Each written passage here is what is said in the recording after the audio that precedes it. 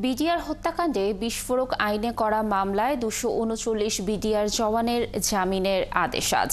ঢাকা মহানগর দায়রা জজ আদালতে রবিবার দীর্ঘ শুনানির পর এই দিন ধার্য করা হয়।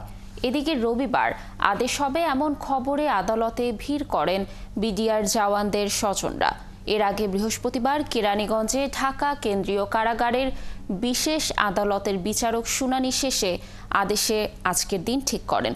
দ্বিতীয় দফায় যারা জামিন আবেদন করেছেন তাদের অধিকাংশই হত্যা মামলায় যাবজ্জীবন অথবা বিভিন্ন মেয়াদে সাজা পাওয়া আসামি। এ মামলায় গত ১৯ জানুয়ারি ১৭৮ জনের জামিন মঞ্জুর করে আদালত। পিলখানা হত্যাকাণ্ডের ঘটনায় দুটি মামলা করা হয়। এর মধ্যে হত্যাকাণ্ডের সময় করা বিস্ফোরক মামলায় বিচারিক আদালতে সাক্ষ্য গ্রহণ চলছে। ঘটনায় করা মামলায় বিচারিক আদালত ও হাইকোর্ট ইতিমধ্যে রায় দিয়েছেন। মামলাটি চূড়ান্ত নিষ্পত্তির জন্য এখন আপিল বিভাগে শুনানির অপেক্ষায় রয়েছে।